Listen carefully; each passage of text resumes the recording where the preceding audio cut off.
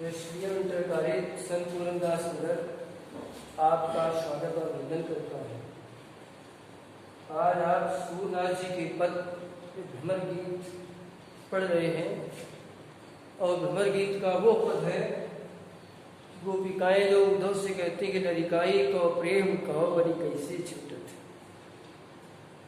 कि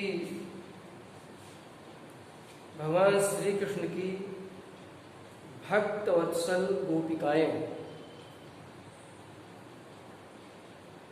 उद्धव जी से कहती हैं कि हे उद्धव, हमारा जो कृष्ण जी का प्रेम है, आली माने भौरा, बताया आपको, दिन बताया था पहले दिन, आली माने भौरा, लेकिन यहाँ पर संकेत उद्धव के लिए, क्योंकि उनके संवाद के समय भौरा आया था तो गोपिकाओं ने उसी को भौरे की तरफ संकेत करके अपनी बात उद्धव से कही थी, इसलिए इसका नाम भ्रमर गीत पड़ा।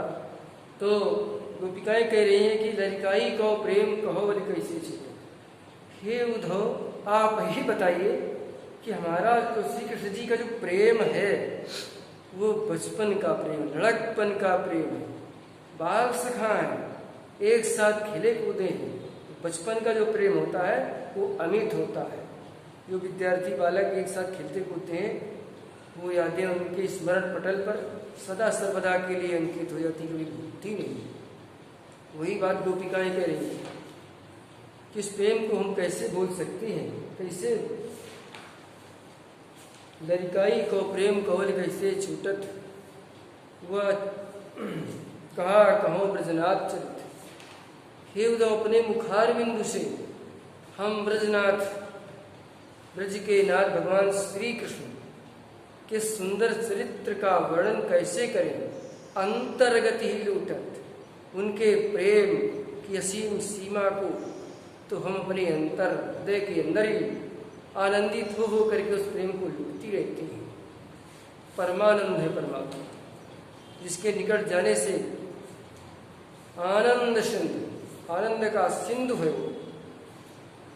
सारे सारी सुख सामग्रियां सब उसी के निकट है, सब कुछ मनुष्य भूल जाता है। वही गोपिकाएं कह रही हैं या उस प्रेम को मंत्रगति लूटती हैं। वह चितमन वह चाल मनोहर, भगवान श्री कृष्ण की वो सुंदर चितमन, बड़ी स्नेह प्रेम भरी नजरें, आंखें, वो चाल मनोहर, और उनकी वो संस्कार युक्त सुंदर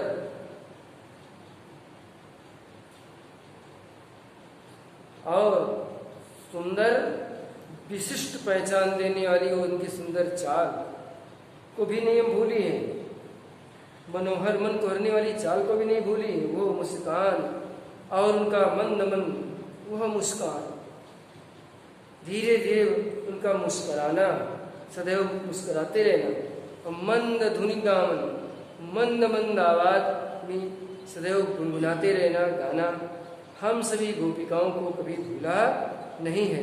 वो चितमन वो चाल मनोहर, वो मंद धुनि गावने, नटवर वेश नंद नंदन। और गोपिकाएं इतनी आसक्त है प्रेम में कि शिव उनके वेश को कहते हैं नटवर वेश, शिव जी जैसा सुंदर रूप, अद्भुत रूप, नटवर वेश नंदन का, शिव जी के समान सुंदर मूर्तमान रूपमान भगवान श्री कृष्ण का वो वेश हम सभी गोपिकाएं नहीं भूलती। नटवर वेश नंद नंदन को, वह विनोद और उनकी विनोद भरी आनंद भरी बातें, वह वन तयावन, और गाय चरा करके धूल से भरे हुए जंगल से आने की उनके मुख पर जो सौंदर्य छिटा छा जाती थी, वो भी हम सभी गोपिकाएं कभी भूल नहीं पाएंगे। चरण कमल की सौं करत हूं, और उद्धव से कहती कि चरण कमल, कमल के समान चरणों वाले श्री कृष्ण के चरणों की मैं शपथ, सौ माने शपथ लेकर के कहती हूँ कि ये संदेश में विश्वम लागा, जो आप निराकार ब्रह्मयोग विद्या का ज्ञान दे रहे हो, वो संदेश तुम श्री गोपिकाओं को विष के समान प्रतीत होता है। अमृत नहीं लगता, ये विष के समान प्रतीत होता है, शरीर को जलाने वाला प्रतीत होता है। सूरदास पल मोइन विसरति, मोहन मूर्ति सांवर। गोपिकाएं दयार्द होकर कहती हैं उनकी बात को सूरदास जी कहते हैं सूरदास मोई। सूरदास जी कहते हैं कि गोपिकाएं, भक्त वत्सल गोपिकाएं कहती हैं कि मोहनी मूर्ति सामरी सूरति एक पल, कि भगवान श्री कृष्ण का वो सांवला सोना सुंदर अनुपम रूप एक भी क्षण, एक भी पल हम सभी गोपिकाओं की आंखों से कभी भूलता नहीं है। मोहनी मूर्ति सामरी, मन को मोहने वाली आकर्षित मूर्ति एक भी पल हम सभी गोपिकाओं के मन से कभी हटती नहीं है। मन करता रहता है कि इन चक्षुओं से सदैव उनके दर्शन करती हो।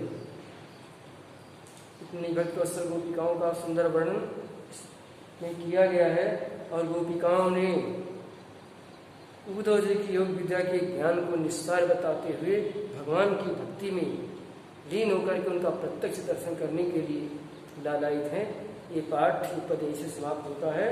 आगे इसमें रेखांकित अंश की व्याख्या करेंगे और दिए गए प्रश्नों का उत्तर लिखेंगे। बहुत कठिन नहीं है, समझ करके शब्दों के माध्यम से लिखेंगे।